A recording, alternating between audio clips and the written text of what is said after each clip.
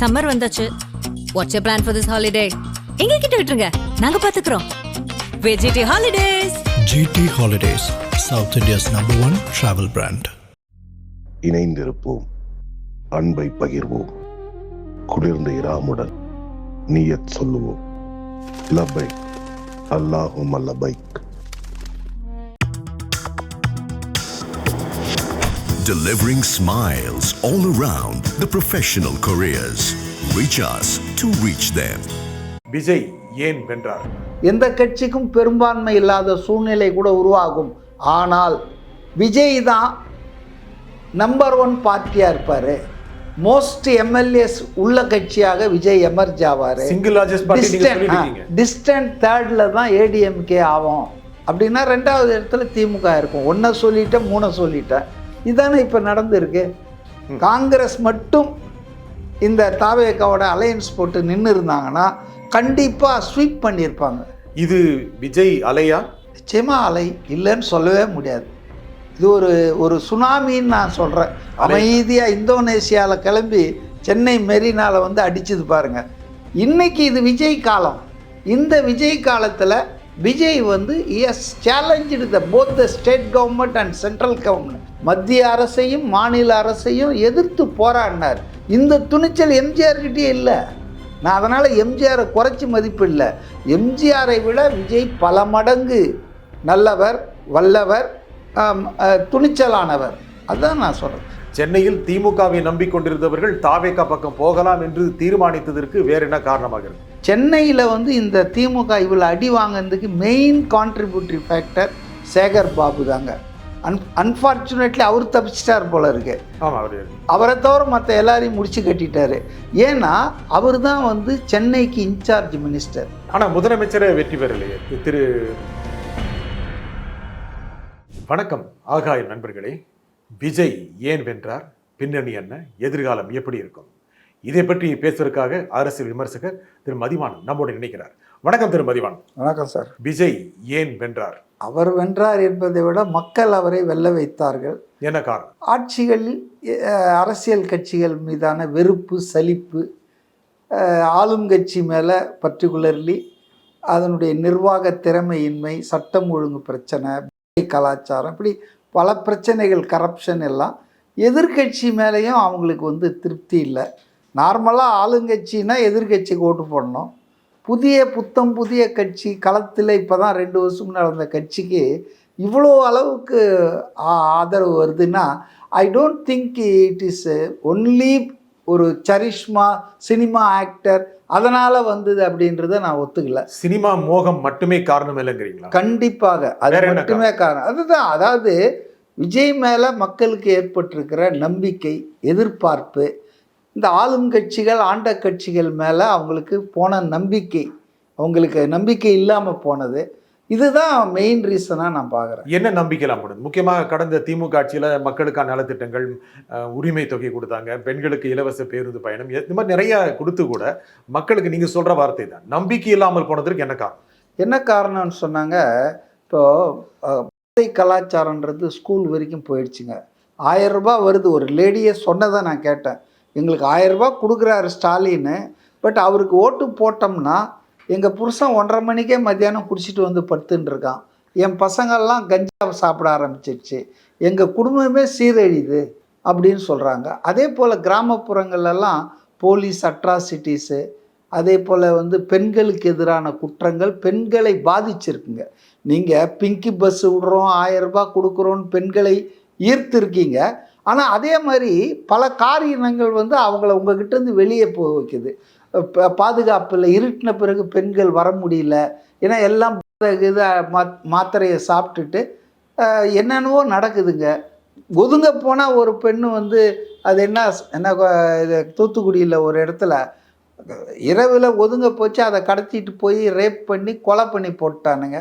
So அதனால் பெண்களுக்கு பாதுகாப்பு இல்லை, பெண்களுக்கு எதிரான குற்றங்கள் அதிகமாகுது என்பது பெண்கள் மத்தியில் திமுக ஆட்சிக்கு இந்த நலத்திட்டங்களால் உதவிகளால் வந்த நல்ல பெயரை நல்லிப்பை பண்ணிடுச்சு. தொடர்ந்து நீங்கள் இந்த அரசியல் நிலைமையில தொடர்ந்து பேசிட்டு வரீங்க. நீங்க எந்த சார்பும் இல்லாம இன்னைக்கு இருக்கிற நிலைமை தாவேகாவுக்கு சாதகமா இருக்கு அப்படின்னு பல மாதங்களா பேசிட்டு வரீங்க. நீங்க எதிர்பார்த்த அளவுக்கு விஜய் வென்றிருக்கிறாரா? இல்லை, நான் வந்து எந்த கட்சிக்கும் பெரும்பான்மை கிடைக்காதுன்னு தான் கடந்த ஒரு 15-20 நாளாக நான் நினச்சேங்க. ஏன்னு சொன்னால் 3 கட்சிகள் ரொம்ப ஸ்டிஃபாக மோதுறாங்க. இது வந்து நெக் டு நெக் ரேஸாக இருக்குது. இந்த வார்த்தைகள்லாம் நீங்கள் பார்த்தீங்கன்னா 10 நாளாக நான் பேசிகிட்டு இருக்கேன். அதாவது neck to neck race photo finish ஆகும், எந்த கட்சிக்கும் பெரும்பான்மை இல்லாத சூழ்நிலை கூட உருவாகும். ஆனால் விஜய் தான் நம்பர் 1 பார்ட்டியாக இருப்பார். மோஸ்ட் எம்எல்ஏஸ் உள்ள கட்சியாக விஜய் எமர்ஜ் ஆவார். சிங்கிள் லார்ஜஸ்ட் பார்ட்டி நீங்க சொல்லிருக்கீங்க. டிஸ்டன்ட் தேர்டில் தான் ஏடிஎம்கே ஆகும். அப்படின்னா 2வது இடத்துல திமுக இருக்கும். 1 சொல்லிட்டேன், 3 சொல்லிட்டேன். இதுதானே இப்போ நடந்துருக்கு. மெஜாரிட்டி கிடைக்கல. நான் கிடைக்கும்னு இப்போவும் நம்பிட்டு இருக்கேன்.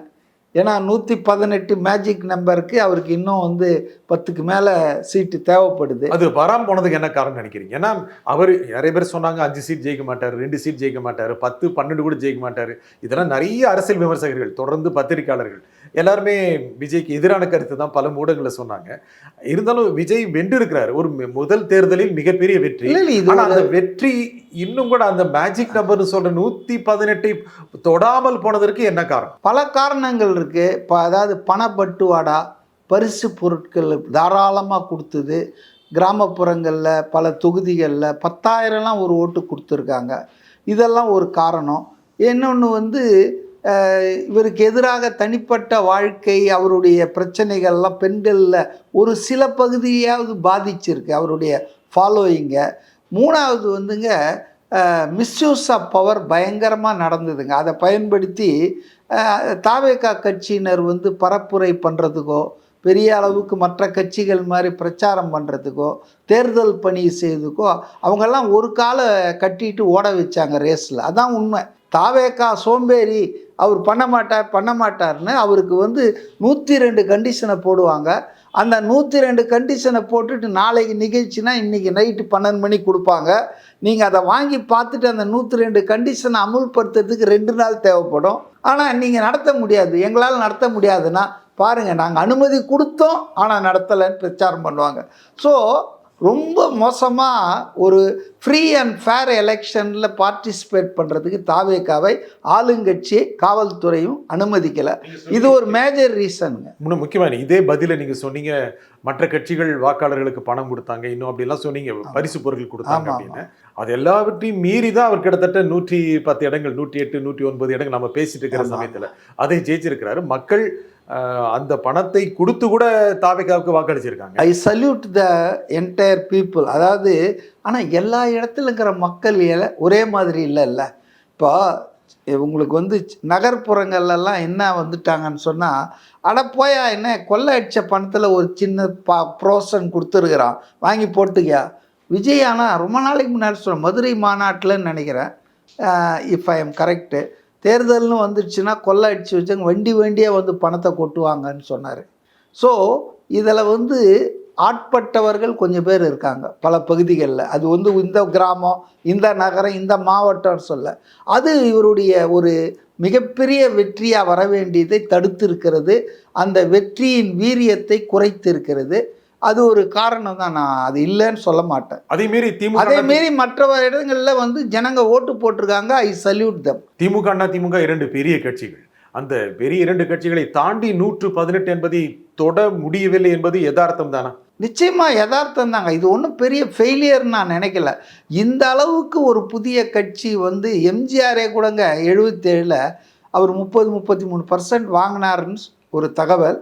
ஒரு 130 வென்று ஆச்சு. ஆனால் அன்னைக்கு இருந்த சூழல் வேற. அவரே கூட தனித்து போட்டி போடல, ஒரு 4-5 கட்சிகளை கூட வச்சுக்கிட்டு கூட்டணி அமைச்சு தான் அவர் போட்டார். ஆனால் இன்றைக்கி விஜய்க்கு அது ஒரு ஹேண்டிகேப்புங்க. நீங்கள் நல்லா கரெக்டாக பாயிண்ட் அவுட் பண்ணீங்க. வித்தவுட் அலையன்ஸ் போனார் பாருங்க எலெக்ஷனுக்கு. அது அவருக்கு பாசிட்டிவாக நெகட்டிவான்னு தெரியாது. அவர் மட்டும் அலையன்ஸ் போயிருந்தார்னா இந்த ஷார்ட்ஃபால், இந்த பற்றாக்குறை இதெல்லாம் இல்லாமல் போயிருக்கும். எய்தர் அவர் விசிகாவோடோ அல்லது காங்கிரஸோடோ வேறு சில ஏதாவது ஒத்த கருத்துள்ள கட்சிகளோட அவர் என்ன முடிவு பண்ணிட்டாருன்னா மக்களோடு தான் நான் கூட்டணின்னு சொன்னார் பாருங்க. அதாவது நாட் ஃபார்மிங் அண்ட் அலையன்ஸ், எம்ஜிஆரே ஃபார்ம் பண்ணியிருக்கான்றதை நம்ம மனசில் வச்சுக்கணும். அப்போ இவ்வளோ தான் கிடைக்கும். தனியாக சண்டை போட்டால் மற்றவெல்லாம் கூட்டமாக இருக்கிறான், 25 பேர் இந்த பக்கம் 10 பேர் எல்லாம் சேர்ந்து அடிக்கும்போது நீங்கள் தனியாக போனது உங்கள் துணிச்சல், மன உறுதி, மக்களை நம்பியது தெரியுது. ஆனால் ரிசல்ட் இப்படி தான் வரும். அதுக்கு அதை அவங்க கூட்டணி ஏதாவது ட்ரை பண்ணியிருந்தா இன்னும் நல்லா இருந்திருக்கும். நீங்க சொன்னீங்க ஒருவேளை ஒரு அணி அமைந்திருந்தால் பெரிய அளவுக்கு வெற்றி கிடைச்சிருக்கு. கண்டிப்பா. இப்போ காங்கிரஸ் தாவேக்கோட சேர்ந்திருந்தா 200 தாண்டி இருக்கும். காங்கிரஸ் மட்டும் இந்த தாவேக்காவோட அலையன்ஸ் போட்டு நின்று இருந்தாங்கன்னா கண்டிப்பா ஸ்வீப் பண்ணியிருப்பாங்க. இது விஜய் அலையா? நிச்சயமா அலை, இல்லைன்னு சொல்லவே முடியாது. இது ஒரு சுனாமின்னு நான் சொல்கிறேன். அமைதியாக இந்தோனேஷியாவில் கிளம்பி சென்னை மெரினாவில் அடிச்சது பாருங்க மாதிரி நம்ம உணர முடியல. அதுக்கு ஒரு காரணம் நேற்று கூட நான் அதை யோசித்து பார்த்தேன். ஒரு மாய உலகத்தை சிருஷ்டிச்சிட்டாங்க 5 வருஷத்தில் ஊடகங்கள் துணையோடு. பெண் நிறுவனம் என்னன்னா all is well, everything, பொற்கால ஆட்சி கொடுத்துட்ருக்காரு.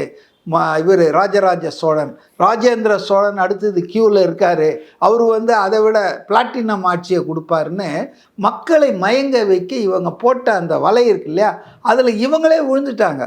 ஒரு கட்டத்துக்கு மேலே இப்படியே சொல்லி நம்ம ஆட்சி பொற்கால ஆட்சி, மக்கள்லாம் நல்லா இருக்காங்கன்னு. So they were divorced from the reality of the state politics. கிராமங்களில் என்ன நடக்குது, கனிம வள கொள்ளை, கிட்னியை திருடுறான், இதெல்லாம் அவங்களுக்கு தெரியவே இல்லை. அதுதான் மெயின் ரீசன். இப்போ ஊடகம் நியூட்ரலாக இருந்தால் ஆளுவோருக்கு அதுதான் ஒரு கண்ணை திறக்கும். இங்கே இப்படி நடக்குது, இங்கே அப்படி நடக்குதுன்னு ஆட்சியாளர்களே கேள்வி கேட்கணும் ஊடகம், அதுதான் அறம். அதே போல் மக்களுக்காக பேசணும். இப்போ நீங்கள் இந்த 5 வருஷத்தில் எந்த ஊடகம் மக்களுக்கு பேசி மூடி ஒரு பெரிய துப்பட்டாவை போட்டு மறைச்சிருவாங்க எந்த நிகழ்ச்சி நடந்தாலும். அப்போ இவங்களே என்ன நினச்சிட்டாங்கன்னா எல்லாம் நல்லா போயிட்டுருக்கியா, மழை நல்லா பெஞ்சிட்டு இருக்குது, மக்கள் எல்லாம் மகிழ்ச்சியில் இருக்காங்க.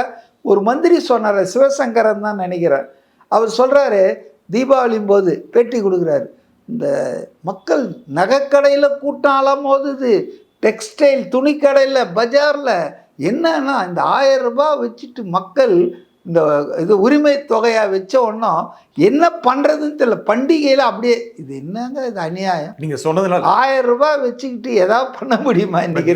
நீங்கள் சொன்னதுனால முக்கியமாக 1000 ரூபாய், அதுக்கப்புறம் மாணவர்களுக்கு கொடுக்கப்பட்ட உதவித்தொகை, இந்த மாதிரி விஷயங்கள்லாம் மக்கள் மகிழ்ச்சியாக இருக்காங்க. இது வரைக்கும் எந்த அரசும் கொடுக்கல. அது மக்களுடைய பணம் தான். இருந்தாலும் கூட மக்கள் நலத்திட்டங்களை இந்த அரசு சிறப்பாக செயல்படுத்தியது. இருந்தாலும் இதெல்லாம் வேண்டாம் என்று மக்கள் நினைத்தார்களா? அடுத்து வரும் ஆட்சி இதை கொடுக்கத்தான் போகிறது என்று நம்பினார். இது வேண்டான்னு யாரும் சொல்லலை. ரெண்டாவது, இதை எதிர்த்தது சீமானை தவிர எந்த அரசியல் கட்சி இதை எதிர்க்கல. விஜயை பொறுத்த வரைக்கும் இந்த 1000 ரூபாய் குறைவு, 2500 ரூபாவை தருவேன்னு சொல்லியிருக்காரு. ஏதோ ஒரு செலவுக்கு பயன்படட்டும், 1000 ரூபான்னு இந்த காலத்தில் ஒன்றுமே இல்லை, அதை மாற்றினா புஷ்ஷுன்னு போயிடும் அப்படின்னு சொன்னார். 6 சிலிண்டர்ன்றது ஒரு மிகப்பெரிய ஒரு வரவேற்புக்குரிய ஒரு திட்டமாக இருந்தது. அதன் அமுலாக்கம் எந்த அளவுக்கு சிக்கலாக போகுது, ப்ராக்டிக்கலாக அது நடக்கும்போது என்ன ஆக போகுதுலாம் தெரியாது. பட் அவர் சொன்ன பல வாக்குறுதிகள் இன்றைக்கி ஆட்சியில் இருக்கிறவங்க செஞ்சிட்டு இருக்கிறத ரொம்ப கொஞ்சம் அட்வான்ஸ் பண்ணி சொன்னார். அது ஒரு காரணமாக இருக்கலாம். இந்த வாக்குறுதிகளை நம்பினார்களா? விஜய் என்ற பிரபலமான முகம் ஒரு சிறந்த வாழ்க்கையை கொடுக்கும் அரசியல் சக்தியாக மாறிவிட்டது அப்படின்னு நினைச்சாங்களா? இல்லை, விஜய் நம்புறவங்க விஜய் கொடுக்குற வாக்குறுதியை நம்புகிறாங்க, அவ்வளோதானே. அவர் பேக்ரவுண்டு பாஸ்ட் ஹிஸ்ட்ரியை பார்க்குறாங்கல்ல. அவர் சொன்னதை செஞ்சுருக்காரு, சொந்த பணத்தில் உதவிகள் நிறைய பண்ணிகிட்ருக்காரு. அவரே அரசியல் கட்சியை தொடங்குன்னு மக்களுக்கு நல்லது செய்யணும், தனி மனிதனாக தனியாக மக்கள் இயக்கம் வச்சு என்னால் பெருசாக பண்ண முடியல, லிமிட்டடாக தான் பண்ண முடியுது. அப்போ தமிழ்நாட்டில் இருக்கிற 8 கோடி மக்களின் வாழ்க்கையும் நான் மேம்படுத்தணும்னா I need state power, government power. அப்போ அதை அடைவதற்கு நான் அரசியல் கட்சி தொடங்குறேன்னு என்னுடைய இந்த பிஸ்னஸையே விட்டுட்டு வரேன்ட்டார். 51 வயசில் இன்றைக்கி யார் இவ்வளோ செல்வம் கொழிக்கும் most comfortable glittering cinema life விட்டுட்டு வருவாங்க? விஜயகாந்த் விடுறாரா, ரஜினிகாந்த் விடுறாரா, கமல்ஹாசன் விடுறாரா, அமிதாப் பச்சன் விடுறாரா? யாரும் விட மாட்டாங்க. அப்போ இதையெல்லாம் மக்கள் பார்க்குறாங்கல்ல. Here is a man, he sacrificed his personal wealth and இது கம்ஃபர்டல். இங்கே வெயிலில் எது காயணும் அவர்? அதனால் அவர் தெளிவாக அவரை மக்கள் நம்புகிறாங்க, அவர் சொல்கிறதை செய்வார் அப்படின்றத எதிர்பார்ப்பும் இருக்குது. எல்லாம் சேர்ந்து தான் விஜய்க்கு தான் மரியாதை. விஜய் இதையே புசியானன்னு சொன்னால் யாரும் கேட்க மாட்டாங்க. விஜய் இன்னொரு எம்ஜிஆர், எம்ஜிஆர் ஆக மாட்டாரு, விஜய் ஒன்று எம்ஜிஆர் கிடையாது இப்படின்னு அவர் தொடர்பான விமர்சனங்கள் வைக்கப்பட்டன. நீங்க பல பேட்டிகள்ல சொன்னீங்க விஜய் எம்ஜிஆரை விட தாண்டிட்டாரு. ஆமா, அது சரியா? கண்டிப்பா. எம்ஜிஆர் காலத்துல எம்ஜிஆர் இஸ் நம்பர் ஒன்ங்க. இப்போ அறிஞர் அண்ணா இருந்தார், அவர் காலத்தில் அறிஞர் அண்ணா தான் நம்பர் ஒன்று. ஆனால் அதிமுகவில் அதுக்கப்புறம் எவ்வளோ நல்ல எஃபெக்டிவான ஸ்பீக்கர்ஸ் எல்லாம் வந்திருக்காங்க. ஆனால் கருணாநிதி அதை குடும்பத்து பாக்கெட்டில் போட்டுட்டுதால அந்த கட்சி யாருமே தலை தூக்க முடியல. உதயநிதி தான் இப்போ தலையை தூக்கிட்டு இருக்காரு. ஸோ என்னை பொறுத்தவரையில் எம்ஜிஆரை அவர் எப்போவோ சர்பாஸ் பண்ணிட்டாருங்க. நான் அதை எம்ஜிஆரை குறைத்து மதிப்பில்லை. அவர் காலத்தில் அவர் தான் டாப்புங்க. இன்னைக்கு இது விஜய் காலம். இந்த விஜய் காலத்தில் விஜய் வந்து has challenge both the state government and central government. Even இன்னொன்று சொல்கிறேன், எம்ஜிஆர் கூட்டணி வச்சது மட்டும் இல்லை, எம்ஜிஆர் வந்து 2 கவர்மெண்ட்டையும் பகைச்சிக்கூடாதுன்னு டக்குன்னு மொரார்ஜி தேசாய் ஜனதா கவர்மெண்ட்டுக்கிட்ட உள் போட்டு அது கூட அலையன்ஸுக்கு போயிட்டார். ஏன்னா அட்லீஸ்ட் இங்கே கருணாநிதியோட மட்டும் சண்டை நடக்கட்டும், ரெண்டு ஃப்ரண்ட்லேயும் சண்டை வேணான்னு. But you see mister Vijay, அவர் டே 1லேருந்து அதுக்காக அவர் என்ன வேலை கொடுத்தாரு? இந்த ஜனநாயகன் படமே ரிலீஸ் ஆகி இப்போ ஸ்கிராப் மாதிரி ஆயிடுச்சு இல்லை, 500 கோடி. அதனால் அவரை பொறுத்த வரைக்கும் ரொம்ப துணிச்சலாக மத்திய அரசையும் மாநில அரசையும் எதிர்த்து போராடினார். இந்த துணிச்சல் எம்ஜிஆர்கிட்டே இல்லை. நான் அதனால் எம்ஜிஆரை குறைச்சி மதிப்பு இல்லை. எம்ஜிஆரை விட விஜய் பல மடங்கு நல்லவர், வல்லவர், துணிச்சலானவர். அதுதான் நான் சொல்கிறேன். முக்கியமாக சென்னை திமுகவின் கோட்டை. அதில் 2 இடங்களை தவிர அனைத்து இடங்களையும் தாவேக்கா வென்று இருக்கிறது. என்ன காரணம் நினைக்கிறீங்க? சென்னையில் அதிக அளவுக்கு விஜய்க்கான ஒரு கிரேஸ், ஒரு ஈர்ப்பு இருந்தது நினைக்கிறீங்களா? அரசியல் ரீதியாக ஒரு சென்னையில் திமுகவை நம்பிக்கொண்டிருந்தவர்கள் தாவேக்கா பக்கம் போகலாம் என்று தீர்மானித்ததற்கு வேற என்ன காரணமாக இருக்கும்? இல்லை, திமுகவினுடைய நிர்வாகிகள் அமைச்சர்கள் நடந்து கொண்டது கூட்டமாக DMK families this time voted for டிவிகேங்க. எங்கிட்டே நிறைய பேர் சொன்னாங்க. அதாவது வந்து திமுகவின் கோட்டை தான். பல மாவட்ட செயலாளர்கள், பல வட்ட செயலாளர்கள்லாம் எங்கள் வீட்டுக்கே வந்திருக்காங்க, பேசியிருக்காங்க. எல்லாருமே சொல்லுவாங்க, சேகர் பாபு என்னங்க இவ்வளோ சென்னையில் வந்து இந்த திமுக இவ்வளோ அடி வாங்கினதுக்கு main contributory factor Sekar Babu தாங்க. அன்ஃபார்ச்சுனேட்லி அவர் தப்பிச்சிட்டார் போல இருக்கு. அவரை தவிர மற்ற எல்லாரையும் முடிச்சு கட்டிட்டாரு. ஏன்னா அவர் தான் வந்து சென்னைக்கு இன்சார்ஜ் மினிஸ்டர். அவர் சென்னையில் இருக்கிற 4 மாவட்ட கட்சியில் ஒரு கட்சிக்கு தான் மாவட்ட செயலாளர், ஏதோ வடமேற்கோ வடகிழக்கோ. ஆனால் as a minister is in charge for Chennai area. அதனால தான் நீங்கள் கார்பரேஷனில் தூய்மை பணியாளர் போராட்டம் பண்ணால் அதுக்கான மினிஸ்டர் நேரு வரமாட்டார், இவர் தான் வந்து நிற்பார். இப்போ இவர்கிட்ட சிஎம்டிஏ வேறு கொடுத்துட்டாங்க. ஸோ சென்னை பூரா பார்த்திங்கன்னா இவர் தான் ஆட்டி படைத்தார். பரந்தாமன் எம்எல்ஏ நல்ல ஆள் தான், இருந்தாலும் எனக்கு மதிக்க மாட்டான், தூக்கி அவனுக்கு சீட்டு கொடுக்காத. அப்போ இந்த கட்சியையும் பலவீனப்படுத்திட்டார். இவரே அதிமுகலேருந்து வந்த ஒரு செந்தில் பாலாஜி மாதிரி. ஆனால் என்ன பண்ணுறாருன்னா இங்கே கிச்சன் கேபினெட்டில் போய் ஜாயின் பண்ணி கம்ப்ளீட்டாக ஒரு தகவலே உண்டு, இதை 2ஆக பிரிக்கணும் அப்படின்னு சொன்னப்போ இந்த மாவட்டத்தை கட்சியை உதயநிதி அதுக்கான முயற்சிலாம் எடுத்தப்போ அவர்கிட்ட சொன்னால் நான் உங்கள் அப்பா கிட்ட பேசிக்கிறேன்பான்ட்டு போயிட்டாராம். உதயநிதி வந்து பிரின்ஸ், அவர் சொல்கிறத திமுகவில் எல்லாருமே ஏற்றுக்குவாங்க. ஏற்றுக்காத அளவுக்கு துணிச்சல் கொண்டவரா சேகர் பாபு? அது அரகன்ஸ்ன்னு சொல்கிறதா இல்லை இவன் சோ க்ளோஸ் வித் த ஃபேமிலின்றதா? ஆனால் முதலமைச்சரே வெற்றி பெறலையே இல்லை, அதுக்கு பொறுப்பு சேகர் பாபு தான். சேகர் பாபு தான் அந்த தொகுதியே பார்த்துட்டு இருந்தார். In the absence of chief minister regular visit. நான் தான் சொல்கிறேன்னே, சென்னையில் இந்த பெருத்த தோல்விக்கு திமுக சேதாரம் ஆனதுக்கு விஜய் ஃபேக்டர் ஒரு மெயின் காரணம். தாவேக்காவினுடைய அர்பன் குரோத் வந்து இன்னொரு காரணம். 3வது காரணம் என்னன்னா திமுகவின் அமைச்சரான சேகர் பாபு இங்கே கட்சிக்காரனங்களே பகைச்சிட்டு இருக்கிறாருங்க. பொதுமக்கள் அவர் எப்படி நடத்துவார் உங்களுக்கு தெரியாது. அதனால் Sekar Babu is one of the factor for DMK's fall in Chennai. முக்கியமாக ஸ்ட்ராட்டஜி நிறைய வகுத்தாங்க. நீங்கள் ஊடகம் பற்றி பேசுனீங்க. ஊடகங்களை எப்படி தங்கள் சார்பாக மாற்றணும் அப்படின்னு நீங்கள் சொன்னீங்க. ஆனால் ஊடகங்கள் பெருமளவுக்கு மக்களை சென்று அடைந்தன. ஊடகங்களுடைய கருத்தியல்களை மக்கள் வாங்கி கொண்டார்கள். அதையும் மீறி ஊடகங்களை நம்பாமல் வாக்களித்ததற்கு என்ன காரணம்? திமுகவுடைய ஸ்ட்ராட்டஜிஸ்ட் முக்கியமாக பல விதமான வெற்றி எப்படி நிர்ணயிக்கலாம், வேட்பாளர்களை எப்படி தீர்மானிக்கலாம், எல்லாம் வாரம் வாரம் சர்வே எடுத்துகிட்டு இருந்தாங்க. வாரம் அதாவது உளவுத்துறை ஒரு சர்வே எடுக்கும், சபரீசன் ஒரு சர்வே எடுப்பார். இப்படி பல சர்வேக்கள் எடுத்து தான் too many cook spoil the சூப்புன்ற மாதிரி கடைசியில் முதலமைச்சரே தோக்கிற நிலைமை வந்துடுச்சு. நீங்கள் கேட்டீங்க, அதாவது ஊடகங்கள்லாம் சொல்கிறத மக்கள் பார்த்தாங்க நம்பலை. காரணம் என்னென்னா சமூக ஊடகங்கள் குரோத்து ரொம்ப பெரிய அளவுக்கு ஆயிடுச்சுங்க. இன்றைக்கி சமூக ஊடகங்கள் ஆல்டர்னேட்டிவ் ஊடகமாக மாறி அன்றாடம் செய்தியை பெரும்பகுதி, நான் சொல்கிறது 100% சொல்ல, பெரும்பகுதி உண்மை தகவல்களை பரப்பிட்டாங்க.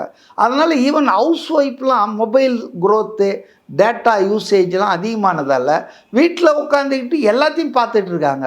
ஸோ அதனால் அவங்கக்கிட்ட இந்த ஊடகங்கள் நடத்திய நாடகம், பொய்யான செய்திகள் எடுபடல. விஜய்க்கு கீழே வர ரூட்டு கிடையாது. கடைசி வரைக்கும் வேட்பாளர்கள் வரைக்கும் அவங்களுடைய நிர்வாகிகள் இல்லை, ஓட்டை கொண்டு வந்து சேர்க்க முடியாது. திமுக அண்ணா திமுக மிகப்பெரிய கட்சிகள், ஓட்டை கொண்டு சேர்க்கறதில் அவங்கள மாதிரி யாருமே செயல்பட முடியாது. ஆகையால விஜய்க்கு பிரபல்யம் இருக்கலாம், ஓட்டை கொண்டு வந்து சேர்க்க முடியாது. அதை மீறி ஓட்டு வந்ததுக்கு என்ன காரணம்? இல்லை, அதாவது திமுகவின் நிர்வாகிகள், செயல் வீரர்கள்லாம் ஒரு 20 வருஷத்துக்கு முன்னால் இவங்க சொல்கிற மாதிரி இருந்தாங்க. டீ கூட குடிக்காமல் வேலை செஞ்சாங்க, பம்பரமாக தேனீ போல் சுழன்றார்கள். ஆனால் இப்போ ஆட்சி அதிகாரத்தை சுவைச்சு கவுன்சிலரானாலே அவன் இனோவா இதில் தான் போகிறான், அது என்ன கிறிஸ்டியில் தான் போகிறான். அதனால் இன்றைக்கி எல்லாமே பணமயமாயிடுச்சு, கார்ப்பரேட் கல்ச்சர் வந்தாச்சு. அதனால் அவங்களுக்கே ஆள் இல்லை, கொடி நடுறதுக்கு அவங்க கான்ட்ராக்ட் விடுறாங்க. இப்போ இந்த இடத்துல ஸ்டாலின் வராருன்னா முன்னாலெல்லாம் கட்சிக்காரன் வேலை செய்வான், இப்போ எப்படின்னா கான்ட்ராக்ட் விட்டுறாங்க. அவன் ஒருத்தன் நட்டுக்கிட்டே போவான், ஒருத்தன் கொடி கட்டிக்கிட்டே போவான். So the party has become டார்மெண்ட்டுங்க. அது வெளியே தெரியல, எல்லாம் பகட்டாக இருக்காங்க, அந்த செயலெல்லாம் போயிடுச்சுங்க. இந்த நிகழ்ச்சியில் கலந்து கருத்து குழுமிக்காக தேர்மதிவான் மிக்க நன்றி. மீண்டும் ஒரு நிகழ்ச்சி சந்திப்போம். நன்றி, வணக்கம். சம்மர் வந்தாச்சு. What's your plan for this holiday? எங்க கிட்ட விட்டுருங்க, நாங்க பாத்துக்கிறோம். VGT holidays. GT Holidays, South India's #1 travel brand.